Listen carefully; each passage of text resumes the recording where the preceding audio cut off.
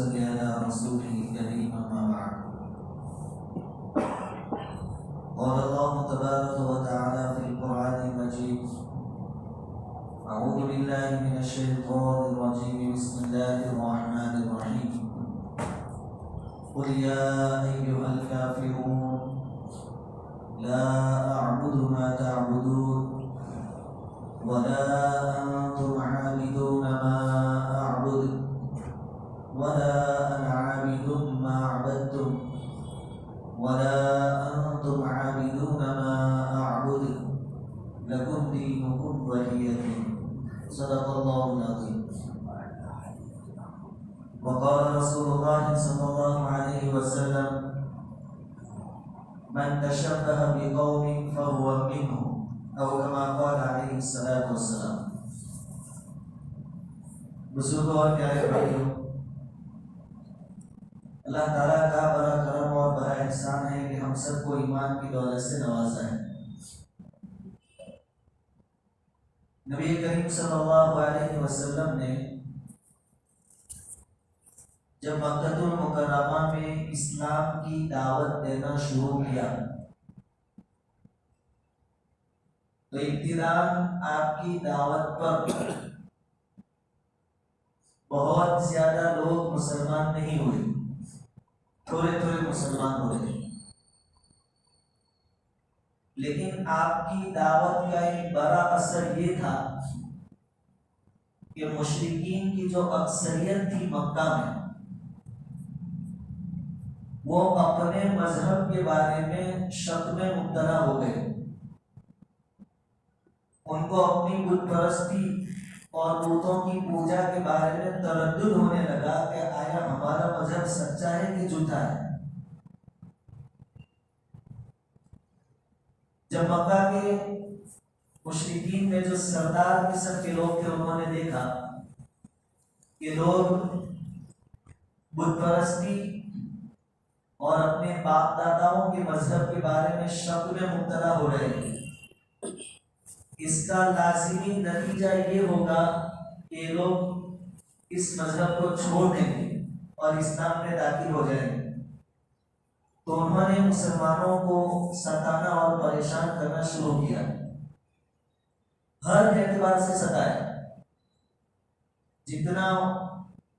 जितनी उनकी ताकत थी उतना मुसलमानों को उन्होंने सताया। उसके बावजूद जब उन्होंने देखा कि ईमान का नशा ऐसा है जो उतारने से उतरता नहीं है, तो उन्होंने मशवरा करके तरीका बदला कि मारपीट करके, तंग और परेशान करके तो हमने देख लिया कोई इस्लाम छोड़ नहीं रहा। अब हम इनको लालच दें, तरकीब दें और इनसे मुसालहत करें, यानी सुलह करें। तो उन्होंने सुलह की फॉर्मूला तैयार किया और सरदारा ने मुशरिकीन का एक वफ्द हुजूर सल्लल्लाहु अलैहि वसल्लम की खिदमत में हाजिर हुआ और हुजूर सल्लल्लाहु अलैहि वसल्लम के सामने ये पेशकश रखी कि देखो, आप हमारे बूतों को बुरा भला कहना छोड़ दो,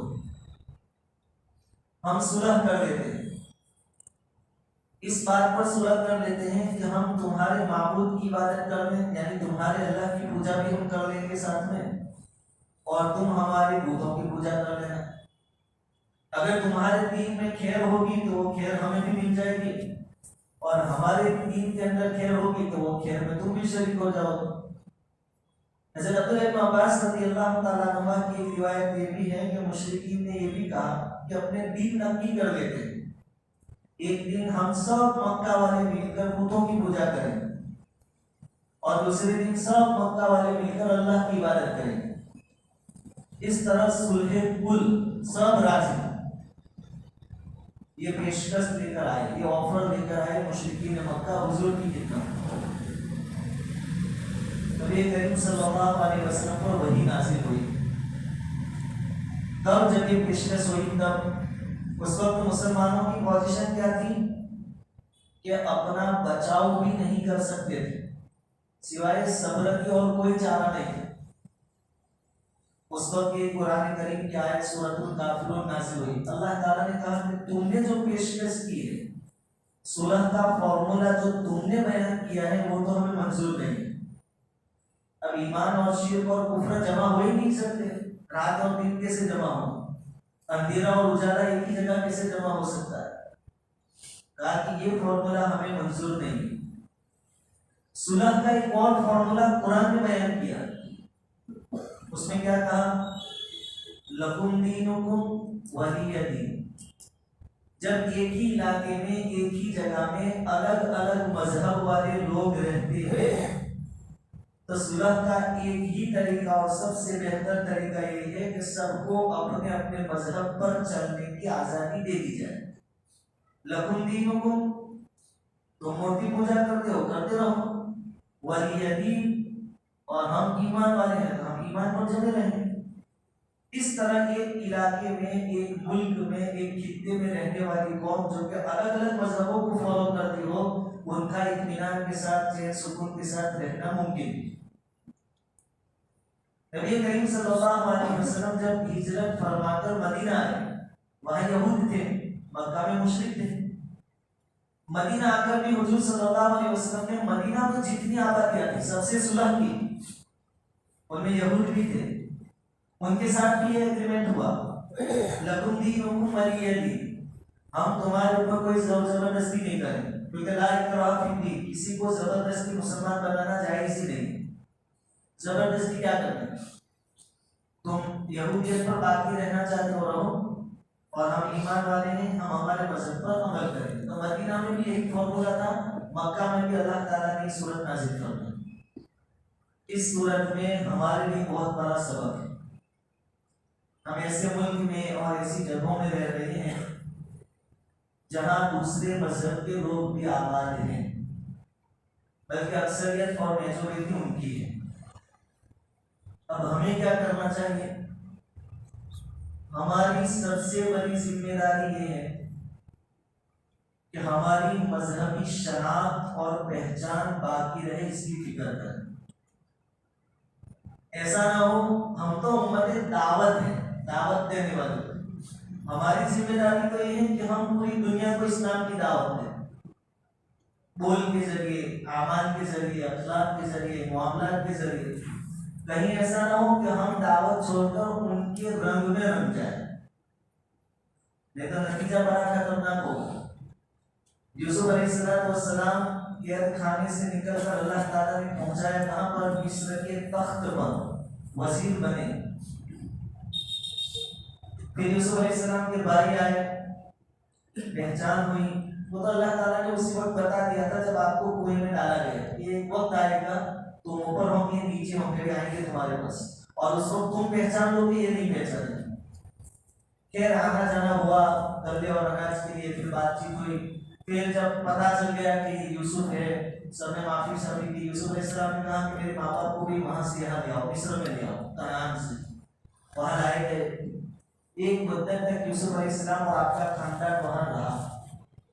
तो आपके खानदान के जो लोग कनान से मिस्र आए, उन्होंने यूसुफ अलैहिस्सलाम का जो मजहब था तौहीद वाला, उसकी खूब दावत चलाई और मिस्रियों को तौहीद के रंग में रंग दिया। तो अल्लाह ताला ने उसका सिला और बदला ये दिया, फल ये दिया कि 300 साल तक मिस्र की हुकूमत इन्हीं के पास रहे, यूसुफ अलैहिस्सलाम के खानदान के पास, बनी इस्राइल के पास। लेकिन जैसे जैसे जमाना गुजरता गया, ये जो आए थे और जिनके बाप दादा लोगों को दावत देकर इस्लाम में दाखिल करते थे, उनकी नस्लों की नस्लें फिर मिस्रियों के कल्चर में रंग गए। ये लोग भी मिस्री जैसे बन गए और आगे बढ़े, यहाँ तक नौबत पहुंची कि उन्होंने फिर बनी इस्राइल में जो बेशुमार अंबिया आए उनको कत्ल किया, उन्होंने शिर्क भी किया, उनके साथ रहकर उनके रंग में रंग गए। तो फिर अल्लाह ताला ने 300 साल की हुकूमत उनसे छीनकर फिरौन को उनके सरों पर मुसल्लत किया। फिरौन ऐसे ही नहीं आ गया और उसने जो इतने जुल्म सितम दाए ऐसे ही नहीं दाए, उसको अल्लाह ताला ने मुसल्लत किया था, क्योंकि उम्मत अपनी जिम्मेदारी भूल गई थी। बजाय इसके कि दूसरों को अपने रंग में रखे, ये खुद उसके रंग गए थे और मुशरिक बन गए, नबियों को कत्ल किया। तो फिरौन को अल्लाह ताला ने मुसल्लत। फिर एक लंबे जमाने के बाद मूसा अलैहिस्सलाम की बरकत से अल्लाह ताला ने फिर नजात दी। वकील का रैया मुदाबिलुहा बैन नास, ये अल्लाह ताला का एक सिस्टम काम करता है, जमानों के साथ ये सब सिस्टम बदलता रहता है। हमारे लिए माजी में गुजरे हुए जमाने में जो भूले हुई कि 600 साल तक तकरीबन हिंदुस्तान में मुसलमानों की हुकूमत रही, लेकिन उस वक्त ये फिक्र नहीं हुई कि बिरादरान वतन को भी उनका असली मजहब बताया जाए। जबरदस्ती की तो कोई गुंजाइश नहीं, जबरदस्ती मुसलमान बनाना जायज ही नहीं। कुरान में कहते हैं ला इकराह फिद्दीन, दीन के मामले में कोई जबरदस्ती नहीं। लेकिन जब मुसलमानों की हुकूमत की ये कोशिश नहीं हुई कि इनको अपना हकीकी माबूद बताया जाए, तो फिर 600 साल की हुकूमत मुसलमानों की चली गई। उसके बाद से लगातार जिल्लत और रुसवाई का सामना ये कौम कर रही है।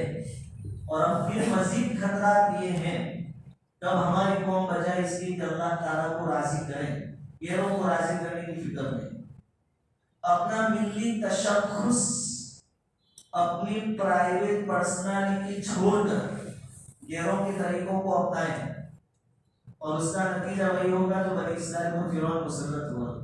और ये भी हम कई सालों से मुशाहदा कर रहे हैं हमारे आमाल की वजह से। तो इस वक्त गैरों के त्योहारों के दिन चल रहे हैं, और ऐसे मौके आते जाएंगे, उनके तो बेशुमार त्योहार हैं। बल्कि साल के 12 महीनों में से 6-7 महीने तो वो त्योहार में रहते हैं। हम मुसलमान हैं, उनकी अक्सरियत है साथ में रहना है, और ये अल्लाह ताला का फैसला है कि साथ में रहना है। लेकिन कैसे रहना है? लकुम दीनुकुम वलिय दीन। हम तुम पर तुम्हारे मजहब में कोई दखल अंदाजी नहीं करेंगे, तुम हमें भी छेड़छाड़ मत करो, हमें अपने मजहब पर अपने लिए पर अमल करना है। तो मुसलमानों को चाहिए कि अपनी पहचान जो शरीयत ने दी है उसको माने। रवादारी और हमदर्दी उनके साथ जायज है, लेकिन शरीयत का हुक्म ये भी है कि उनसे इतनी दूरी रखें कि हमारे अकाइद पर, हमारे आमाल पर, हमारी मुआशरत पर, हमारे रहन सहन पर उनका असर न हो, हमारी जिंदगी में उनका असर न हो। इतनी दूरी रखना शरीयत ने इसको जरूरी करार दिया है। उनकी मजहबी चीजों से हम दूर रहें। मिसाल के तौर पर व्यापारी है, ताजिर है, ताल्लुकात वाला है, मुलाकात होती है, उनके अंदर भी बहुत सारे अच्छे लोग होते हैं, वो अपना सलाम करते, नमस्ते, राम राम। हमारे लिए जवाब में ऐसा बोलना जायज नहीं, हम नमस्ते नहीं बोल सकते। बहुत सारे व्यापारी हम खुद भी सुनते हैं, सामने वाले शायद नमस्ते कहता तो ये भी सामने नमस्ते कहता है। नहीं, साथ में रहना है, लेकिन यहाँ से भी बीच में आड़ आ जाए। शरीयत के तकाज़ों का पास और लिहाज करना जरूरी है। यहाँ हम क्या कहेंगे? आदाब। यहाँ अगर सुबह है तो गुड मॉर्निंग कहेंगे, अंग्रेजों वाली जुबान बीच में ले आएंगे, उसका प्रॉब्लम नहीं। गुड आफ्टरनून कहेंगे, गुड नाइट कहेंगे, लेकिन नमस्ते और राम राम हम नहीं कह सकते। और चूंकि वो मुसलमान नहीं है, अल्लाह की रहमत के हकदार नहीं, इसलिए हम उनको अस्सलाम वालेकुम भी नहीं कह सकते, क्योंकि सलाम तो सलामती की दुआ है, रहमत की दुआ है, और वो उसके हकदार नहीं है। तो क्या कहेंगे? आदाब। मिसरा के आदाब ये कहकर अपनी गली पकड़ लो, अपना काम आगे बढ़ाओ।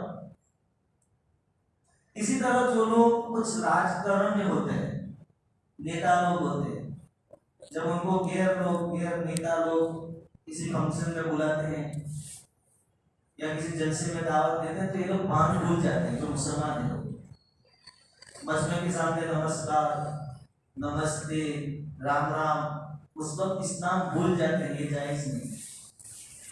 यहाँ शरीयत की हद बीच में। और याद रखिए, इन चीजों की अगर रियायत न की गई, चलता है, इसमें क्या प्रॉब्लम है, अभी हालात का तकाज़ा है।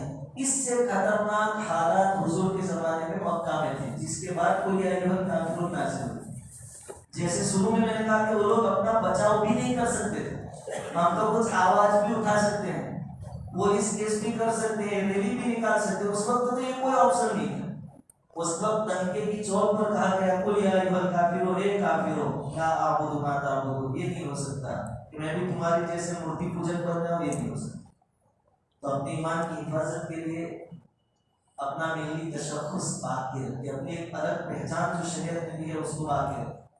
इसी तरह बात चीजें ऐसी हैं जो इसको हम मामूली समझते हैं, लेकिन ये मामूली नहीं। मिसाल के तौर पर नौजवान हाथ में लाल रंग के धागे बांधते हैं, ये काफिर और मुश्रिकों का तरीका है। शरीयत में ये चीज वैलिड नहीं है, जायज नहीं है। बहुत सारे मुसलमान हाथ में कड़े पहनते हैं, और कड़ा पहनना सिखों का मजहबी अलामत है सिखों पे, ये भी हमारे लिए जायज नहीं। बल्कि हदीस का खुलासा है कि जो मर्द ये सब चीजें यहाँ दुनिया में पहनेंगे जन्नत में उनको नसीब नहीं होगा। जन्नत में ओरिजिनल गोल्ड पहनाएंगे अल्लाह, गले में चेहरे आपको पहनाई जाएगी, हाथ में कंगन रेशम का लिबास, और एकदम दूल्हे जैसे आपको संभाले जाएंगे जन्नत में। वहाँ बुढ़ापा नहीं है, जवानी जवानी है, बीमारियां नहीं है। लेकिन जो यहाँ शौक पूरे करेगा वहाँ इन चीजों से, और ये मैं अपनी तरफ से नहीं कह रहा हूँ, हदीस का खुलासा आपको कह रहा हूँ, जन्नत में महरूम रहेगा। शादी ब्याह की तकरीब है, कोई ऐसा प्रोग्राम है, शादी क्या है, खुशी का मौका है, ये कोई मजहबी चीज नहीं है। अगर आपको पूरा यकीन है या तारीफ गुमान है कि जिसने मुझे दावत दी है गैर मुस्लिम ने, उसकी इनकम उसकी कमाई हलाल है, तो आप जा सकते हैं, खाना खा सकते हैं। लेकिन अब चूंकि शराब आम हो रही है, अगर वहां शराब की पार्टी चल रही है तो फिर आप नहीं जा सकते, क्योंकि शराब हमारे लिए हराम है। इसी तरह वो लोग खाते हैं झटके का गोश्त, बाकायदा हमारी तरह ज़बह नहीं करते, और ऐसे जो ईमान वाला नहीं है वो ज़बह भी करे तो भी मोतबर नहीं है, क्योंकि अल्लाह का नाम नहीं लेता ज़बह के वक्त। जानवर बनाए अल्लाह ने तो वो हलाल तब होंगे जबकि बनाने वाले का नाम लिया जाए। तो ऐसी नॉनवेज की कोई आइटम उनके वहाँ खा नहीं सकते। अब हम कहते हैं कि हम नॉनवेज वहाँ नहीं खाते, हम तो सब्जी खाते हैं। उसमें भी एक चीज़ ये हो सकती है कि पकाने वाले जो है वो ज़्यादा एहतियात नहीं करते।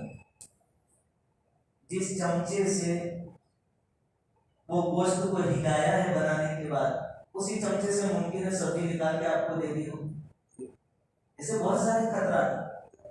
तो जहाँ तक हो सके पतली गली पकड़ लें, कोई माकूल उजरे जो सच्चा हो झूठा ना हो पेश कर दे, जैसी हाजिरी देकर वहां से रवाना हो जाए।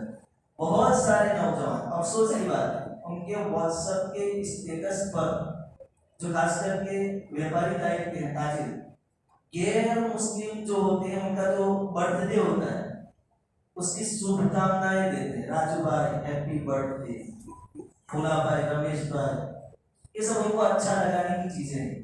लेकिन कुरान ने पहले से कह दिया वलन तर्दा यहूद वलन नसरा हत्ता तत्तबिअ मिल्लतहुम, ये कौम ये सब तुम्हारे धंधों से थोड़ी बहुत खुश होगी, लेकिन दिल से खुश उस वक्त होगी जब तुमको भी राजू और रमेश बना दे। इसलिए उनकी रजामंदी की फिक्र न करें। इज्जत अल्लाह के हाथ में है, वो तुइज़्ज़ु मन तशा व तुज़िल्लु मन तशा। याद रखिए हम पहले मुसलमान हैं, बाद में भारत भी है, बाद में याद भी है, बाद में सब कुछ है। पहले मुसलमान ये जो लिमिट कपड़े, एक सहाबी है हज़रत अब्दुल्लाह इब्न अमर रज़ियल्लाहु ताला अन्हु, बड़े ऊंचे दर्जे के सहाबी है।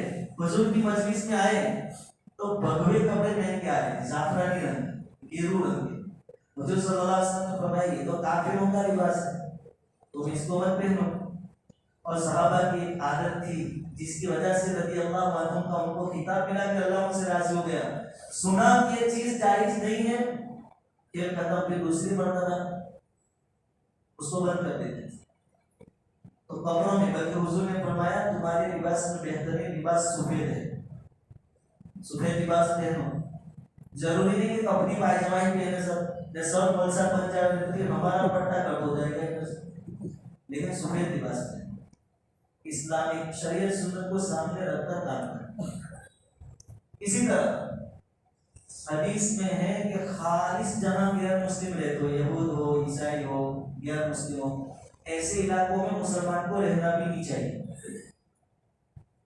आज भी एक फतवा और मसला मौजूद है कि जो मुल्क खालिस गैर मुस्लिमों का है वहां आदमी जा भी नहीं सकता, क्योंकि रहेगा तो महसूस तौर पर या गैर महसूस तौर पर उनके असरात कबूल करेगा। आज जो मुस्लिम लड़कियां हथियारों के साथ भाग रही है वो ऐसे ही सब कुछ अचानक नहीं हो गया, वरना मुसलमान के दिल में शिर्क और कुफ्र की फितरी तौर पर नफरत होती है।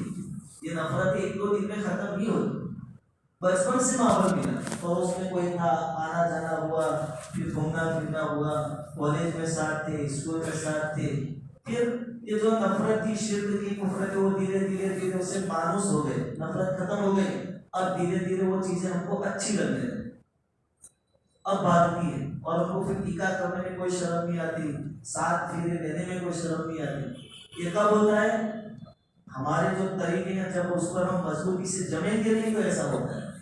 ये बात इसलिए कही गई कि आजकल उनके त्योहारों के दिन है, उनको अच्छा लगाने के लिए या यूं ही तफरीह के लिए चलो थोड़ी देर अच्छा लगे, उनके बिंदाल में जाने की शरीयत में इजाजत नहीं। बल्कि हदीस में मन का उनका कोई मजहबी त्योहार था और वो जमा हुए थे और यहाँ से मुसलमान भी गया, अब ये जाएगा तो उनकी जमात बढ़ेगी, प्रतिशत बढ़ेंगे, तो इसकी वजह से उनका तोला बढ़ा। तो हुजूर फरमाते हैं कि ये भी उनमें ही समझा जाएगा, इसमें और रमेश और महेश में कोई फर्क नहीं। मन का आगे नवरात्रि आएगी, धक्के मार मार के निकालते हैं तो भी हम जा रहे हैं, दुनिया में भी जिल्लत, आखिरत में भी रुसवाई। असल ईमान है मेरे भाई, और किसी की नाराजगी कोई काम की नाराजगी से करने की कोई बात नहीं।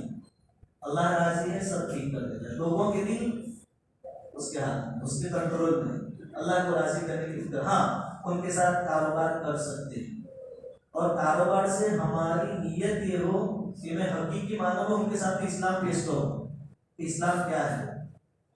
लेकिन अफसोस की बात है, क्या पेश करें? अभी ये 15 दिन में 2 आदमी मिले, टेलर मिला जो कपड़े सीता है, तो उनके साथ दिवाली वगैरह आता है और ये एयरपोर्ट जब कपड़े सिलाते हैं तो हम कमाते हैं और खुश होते हैं, क्योंकि कोई पैसे बाकी नहीं रखता। 10 दिन में कहे तो 8-10 दिन में पैसे दे ही जाता है, ये अल्फाज तो। लेकिन जब रमजान आते हैं ना, हमें टेंशन आ जाता है। क्या आता है? 2-3 दिन बाकी हुए दिन तब आते हैं, दादागिरी से कपड़े भी सिलवाते हैं। और रमजान ईद तो गई, बकरा ईद भी गई, रबीउल अव्वल भी आ गई, लेकिन अभी तक सिलाई नहीं आई। एक टेलर ने उनका, और अभी 4-5 दिन पहले रिपेयरिंग वाला है, मशीनरी वगैरह, उसने नहीं कहा, दोनों अलग अलग बोले कि अपने वालों से ज्यादा अच्छा सिस्टम उनका है, कभी पैसे बाकी नहीं रहते, जो वादा जो जुबान होती है वो पूरी कर। ये क्या, फिर हम क्या इस्लाम पेश करेंगे? अफसोस की बात। इसलिए जन्नत ऐसे ही नहीं मिल जाएगी, किसी प्रतिष्ठा का नाम होने से कुछ होना भी चाहिए अपने अंदर। अल्लाह हमें वो सब चीजें अता फरमाए। 2 ऐलान है, हज के फॉर्म भरने का सिलसिला शुरू है, अब तकरीबन 3 दिन बाकी है, 9 तारीख तक का टाइम है। गुजरात राज्य में से 1.25 लाख हाजी जाते हैं हज कमेटी से, लेकिन जानकारी के हिसाब से सिर्फ 67,000 या 70,000 फॉर्म भरे, अभी आधे बाकी हैं। तो हमारे यहाँ से जो भी फॉर्म भरेगा इंशाल्लाह कंफर्म हो ही जाएगा। तो जो बाकी है फॉर्म भरे, और फॉर्म भरने के लिए जुमा मस्जिद के बाजू में जो दुकान है हाफिज रजीब और हाफिज शहबाज की, उनसे मुलाकात करें, वो बाकी सब आपकी हेल्प करते हैं। ये ऐलान है। दूसरी बात कि वक़्फ़ बिल के बारे में कुछ ना कुछ आप लोग जानते हैं। मुसलमानों ने शरीयत में हमें तरगीब दी कि अपना जान माल लगाओ, सवाब मिलेगा, अल्लाह राजी होगा। तो किसी ने ज़मीनें मस्जिद में दे दी, किसी ने मकानात मदरसों में दे दिए। क्यों? कि मस्जिद मदरसों का निभाव चलता रहे, गरीबों को काम आता रहे। किसी ने हॉल बनवा दिए, किसी ने मुसाफिर खाने बनवा दिए। अब सरकार को ये भी चाहिए, मुसलमानों की जितनी पावर वाली चीजें उन पर अटैक हो रहा है, अब ये भी चाहिए, या कम से कम उसमें टांग अड़ानी है। ये मसला है, तो इसका विरोध करना है। अब ये जो बिल पास किया था उन्होंने, पास तो नहीं हुआ, वो कमेटी के पास गया है, उन्होंने लोगों से अभिप्राय मांगा है, आप क्या कहते हैं। उसके लिए जो कमेटी है उन्होंने अपना ईमेल एड्रेस दिया है, उस पर हमें ईमेल करना है। अब बहुत सारे लोगों को ईमेल का कोई आइडिया नहीं होगा कि कैसे करना है, क्या करना है। हालांकि उसका फॉर्मूला तैयार है, तो उसके लिए ये जो रविवार आएगा, परसों इतवार संडे को जोहर से लेकर असर तक इंशाल्लाह 11 की हर मस्जिद में 4-5 नौजवान बैठेंगे, वो आपको आपके मोबाइल से काम कर देंगे। तो जो लोग बाकी हैं वो अपना ईमेल, अपना अभिप्राय वहां तक पहुंचावे। अभी पहला स्टेप हमारे लिए ये है उलमा की गाइडलाइन कि इतना काम करें, फिर आगे ऊपर से जैसी गाइडलाइन आएगी हम इंशाल्लाह वैसा करेंगे। अल्लाह ताला की शुभ बातों पर अमल करने की तौफीक दे। वो दिखेगा भी तैयार है, कोई कुछ करना नहीं है, वो जो 4-5 साथी बैठेंगे वो कर देंगे बस।